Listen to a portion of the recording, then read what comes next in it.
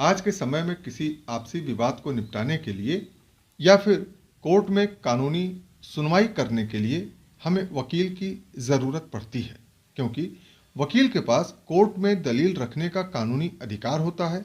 वकील के पास कानून का पूर्ण ज्ञान होता है तथा वह अपनी दलील अच्छे तरीके से कोर्ट में जज के सामने रखने में माहिर होते हैं। इसीलिए इनको फीस भी देनी होती है। दोस्तों, आज हम आपको इस वीडियो में वकील की फीस के नियम बता रहे हैं।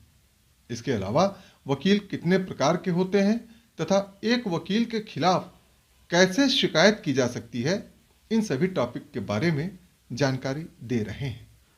वैसे तो कोई भी वकील किसी भी नियम के आधार पर फीस नहीं लेता है, क्योंकि वकील के फीस का कोई निश्चित नियम नहीं है। वकील केस की जटिलता और अपने अनुभव के आधार पर फीस लेते हैं। जितना बड़ा और नामी वकील होता है, उतनी अधिक फीस वकील द्वारा ली जाती है। कुछ वकील तो ऐसे भी होते हैं जिनकी फीस न्याय करने वाले जज से भी अधिक होती है। जैसे कि सुप्रीम कोर्ट में सुनवाई करने वाले वकील की फीस जज से भी अधिक हो सकती है। अगर कोई कम अनुभवी वकील है तो उनकी फीस कम भी हो सकती है। सब वकील अपने अपने नाम और अनुभव के आधार पर फीस लेते हैं। अधिवक्ता की फीस के संबंध में कोई एक रूपता नहीं है, न ही कोई निश्चित नियम है। वकील अपनी फीस अपने क्लाइंट से बात करके आपस में तय करते हैं। कोई वकील अपने क्लाइंट से पूरे मुकदमे की फीस एक मुश्त ले सकते हैं, तो कोई अलग अलग स्टेज के हिसाब से भी अपनी फीस तय कर सकते हैं। जैसे कि मुकदमे की ड्राफ्टिंग की फीस अलग, फाइलिंग की फीस अलग, बहस की फीस अलग और हर सामान्य तारीख पर फीस अलग। आमतौर पर ड्राफ्टिंग की फीस अधिक होती है और सामान्य तारीख पर फीस कम होती है। उदाहरण के लिए ड्राफ्टिंग की फीस यदि 25,000 रुपये से अधिक हो सकती है, तो सामान्य तारीख की फीस 500 रुपये से भी अधिक हो सकती है। इसमें क्लाइंट अपनी सुविधानुसार फीस देना तय कर सकते हैं।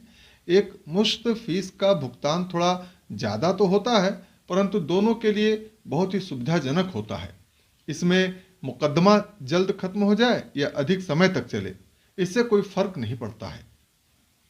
वैसे कुछ एक बार एसोसिएशन में वहां काम करने वाले अधिवक्ताओं की न्यूनतम फीस निर्धारित कर दी गई है और अब धीरे धीरे यह सभी जिलों में होने लगा है।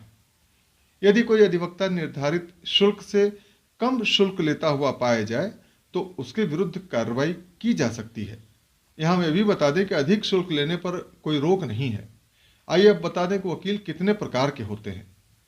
वैसे तो अधिवक्ता अधिनियम 1961 के अनुसार सभी अधिवक्ता सिर्फ अधिवक्ता ही होते हैं, जिन्हें अंग्रेजी में एडवोकेट कहते हैं।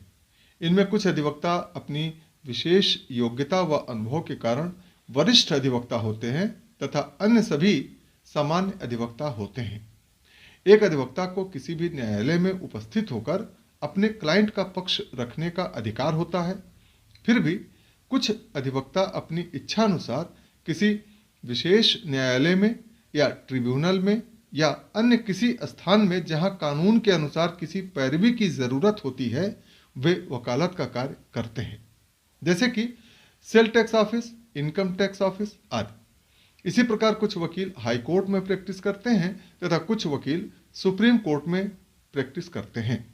अधिकांश अधिवक्ता अपने निवास स्थान के जिले में स्थित दीवानी व सत्र न्यायालय में तथा उस जिले के अन्य न्यायालयों में प्रैक्टिस करते हैं। वैसे एक अधिवक्ता किसी भी जिले के किसी भी न्यायालय में प्रैक्टिस कर सकता है, परंतु हाई कोर्ट और सुप्रीम कोर्ट में प्रैक्टिस करने के लिए कुछ विशेष नियम हैं और उनके अनुसार एडवोकेट ऑन रिकॉर्ड की परीक्षा पास करने के बाद ही वहां प्रैक्टिस किया जा सकता है। कुछ अधिवक्ता जो वैवाहिक विवाद से संबंधित पति पत्नी के मामले को देखते हैं और उन्हें विवाह व डिवोर्स कानूनों का विशेष ज्ञान होता है, उन्हें डिवोर्स लॉयर कहते हैं और ये फैमिली कोर्ट में प्रैक्टिस करते हैं। वैसे आमतौर पर फैमिली कोर्ट में अधिवक्ता सीधे तौर पर नहीं जा सकते हैं, परंतु न्यायालय की अनुमति से न्याय मित्र के तौर पर अपने क्लाइंट का पक्ष रख सकते हैं। इसी प्रकार मोटर एक्सीडेंट के मामलों को देखने वाले अधिवक्ता क्लेम के वकील कहलाते हैं और ये मोटर एक्सीडेंट क्लेम ट्रिब्यूनल में प्रैक्टिस करते हैं। इनमें से यदि कोई अधिवक्ता किसी सरकार के लिए काम करता है तो वह सरकारी वकील कहलाता है और उसे सरकार से वेतन भत्ता आदि मिलता है। अन्य अधिवक्ता प्राइवेट वकील होते हैं और अपनी प्राइवेट प्रैक्टिस करते हैं तथा उन्हें कोई वेतन नहीं मिलता है। ऐसे प्राइवेट वकील अपनी फीस अपने क्लाइंट से लेते हैं। अब आइए हम आपको बताते हैं कि कैसे और कहां एक वकील के खिलाफ शिकायत किया जा सकता है। अगर आपको किसी वकील ने धोखा दिया है या फिर अन्य कोई कारण से आप वकील के खिलाफ शिकायत करना चाहते हैं तो वकील जिस राज्य का है उस राज्य के अधिवक्ता परिषद यानी बार काउंसिल में या फिर उस न्यायालय के बार एसोसिएशन में शिकायत दर्ज करवा सकते हैं। वैसे वकील के अपने क्लाइंट के प्रति कुछ अधिकार व कर्तव्य भी होते हैं, जैसे कि किसी भी क्लाइंट को सही रास्ता दिखाने का कर्तव्य एक वकील का होता है। अगर वकील किसी भी क्लाइंट के केस से हटना चाहते हैं तो वकील को भी क्लाइंट को वैध कारण और एक पर्याप्त नोटिस देना होता है और क्लाइंट से ली हुई फीस का कुछ हिस्सा भी वापस क्लाइंट को लौटाना होता है। वकील का यह भी कर्तव्य होता है कि वह क्लाइंट को सर्वोत्तम कानूनी सलाह दें तथा किसी भी क्लाइंट की गोपनीयता का खुलासा अन्य किसी और के सामने नहीं करें। क्लाइंट की गोपनीयता सिर्फ उस वकील तक ही रहनी चाहिए। क्लाइंट के कागजात अच्छे से संभाल कर रखना तथा क्लाइंट को कागजात की ज़रूरत पड़े तो उन्हें वापस लौटा देना चाहिए। किसी भी मामले से हटने के बाद उसी मामले में विपरीत पार्टी की बात नहीं उठा सकते हैं, यानी हटने के बाद विपक्षी की तरफ से पैरवी नहीं करनी चाहिए। इसी तरह एक अच्छे वकील को किसी भी प्रकार के कानूनी विवाद को भड़काने का तथा उसे बढ़ावा देने का भी कार्य नहीं करना चाहिए।